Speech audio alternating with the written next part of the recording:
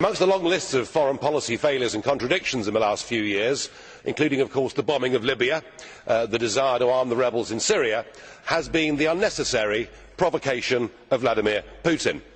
This EU empire, ever seeking to expand, stated its territorial claim on the Ukraine some years ago. Just to make that worse, of course, some NATO members said they too would like the Ukraine to join NATO.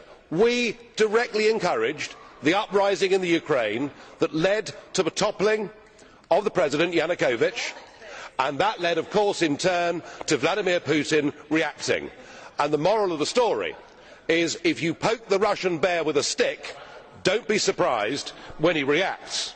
Now, just to continue with that, today we are rushing through an association agreement at undue speed with the Ukraine, and as we speak there are NATO soldiers engaged in military exercises in the Ukraine. Have we taken leave of our senses? Do we actually want to have a war with Putin? Because if we do, we are certainly going about it the right way.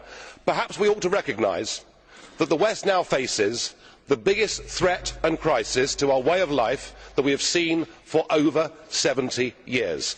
The recent beheadings of the British and American hostages graphically illustrates the problem. And of course we have our own citizens from our own countries engaged in that struggle too. In the war against Islamic extremism, Vladimir Putin, whatever we may think of him as a human being, is actually on our side. I suggest we grow up.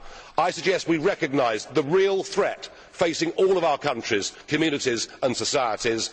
We stop playing war games in the Ukraine and we start to prepare a plan to help countries like Syria, like Iraq, like Kenya, like indeed Nigeria, to try and help them to deal with the real threat that faces us. Let us not go on provoking Putin whether we like him or not.